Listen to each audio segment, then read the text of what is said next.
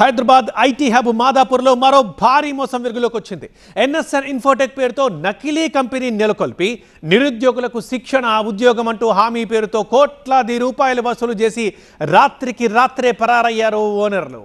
మొత్తం 400 మందికి పైగా విద్యార్థులు ఇప్పుడు ఈ మోసానికి బలయ్యారు. వారంతా ఇప్పుడు రోడ్డు మీద పడ్డారు. కొన్ని నెలలుగా మాదాపూర్లోని ఒక కమర్షియల్ బిల్డింగ్లో ఎన్ఎస్ఎన్ ఇన్ఫోటెక్ ఆఫీస్ని ఏర్పాటు చేశారు. ఐటీ కంపెనీలా కనిపించేలా ఇంటీరియర్, సిబ్బంది, క్లాస్ రూమ్లను ఏర్పాటు చేశారు. సంస్థ డైరెక్టర్ స్వామినాయుడు అందరితో నమ్మకంగా ఉంటూ వచ్చాడు. Full stack development, data science, cyber security వంటి హై డిమాండ్ కోర్సులకు శిక్షణ ఇస్తామంటూ పెద్ద ఎత్తున ప్రచారం చేసుకున్నారు. శిక్షణ తర్వాత తమ కంపెనీలోనే ఉద్యోగం ఇస్తామని ప్రత్యేక హామీ ఇచ్చారు. ఈ నమ్మకంతో ఒక్కో విద్యార్థి నుంచి 3 లక్షల వరకు ఫీజులు వసూలు చేశారు. అదే నమ్మకంతో విద్యార్థి కూడా ఫీజు కట్టాడు. తర్వాత ఇప్పుడు మోసపోయామని తెలిసిన బాధితులు పోలీస్ స్టేషన్కి క్యూ కట్టారు. నేను ఇక్కడ ఎన్ఎస్ఎన్ అండ్ సెక్టర్ 7 అనే ఒక కంపెనీలో జాయిన్ అవ్వడం జరిగింది. యాజ్ అ సాఫ్ట్వేర్ టెస్టర్ కింద నన్ను సైబర్ సెక్యూరిటీ ట్రైనర్ కింద నన్ను హైర్ చేసుకోవడం జరిగింది. మాకు ఏం చెప్పి తీసుకున్నారంటే, తెలంగాణ పోలీస్ డిపార్ట్మెంట్ ప్రాజెక్ట్ ఒకటి ఉంది మాకు, మీరు దానికి క్యాండిడేట్స్ని ట్రైన్ చేయాలి. మేము బయట ఇన్స్టిట్యూట్ వాళ్ళని ట్రైన్ చేసిన వాళ్ళని మేము తీసుకోలేకపోతున్నాము. సో మన దాంట్లోనే మనం ట్రైన్ చేసి మన దాంట్లోనే ప్లేస్ చేసుకుందాము. 100% job guarantee, training and placement అనే ఒక దాని ధోరణిలో మనం తీసుకుంటున్నామని చెప్పేసి చెప్పారండి.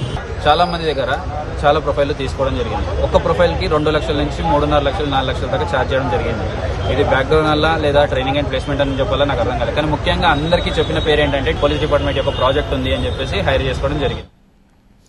మొత్తం ఇలా 400 మంది విద్యార్థుల దగ్గర నుంచి సుమారు 12 కోట్ల దాకా సేకరించి పరారైపోయాడు యజమాని. ప్రస్తుతం పోలీసులు యజమాని గాలిస్తున్నారు.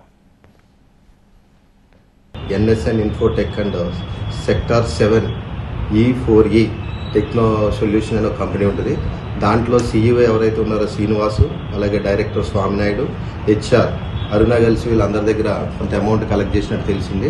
ఇది జాబ్ ఇప్పిస్తారని డబ్బులు తీసుకోవడం జరిగింది. అలాగే కొంతమందికి జాబ్ ఇచ్చారు. జాబ్ ఇచ్చాక వర్క్ ఫ్రమ్ హోమ్ అని చెప్తారు. తర్వాత వీళ్ళకి శాలరీలు ఇవ్వరు. తర్వాత వీళ్ళందరికీ శాలరీ పడట్లేదని కొన్నిసార్లు అడగడం జరిగింది. దాంట్లో వాళ్ళు థ్రెటన్ చేయడం కూడా జరిగింది వీళ్ళని. ఆ తర్వాత వీళ్ళంతా గ్యాదర్ అయ్యి ఎందుకు ఎలా జరుగుతుందని ఒకసారి ఆఫీస్కి వెళ్ళేటప్పటికి లాస్ట్ 1 మంత్ బ్యాక్ ఈ ఆఫీస్ క్లోజ్ చేసి వారు పరారయ్యారని తెలిసింది. ఈ 20 రోజుల నుంచి వీళ్ళందరూ గ్యాదర్ చేసుకుని వాళ్ళకి రిటర్న్గా కంప్లైంట్ తీసుకుని మనకి ఇవ్వడం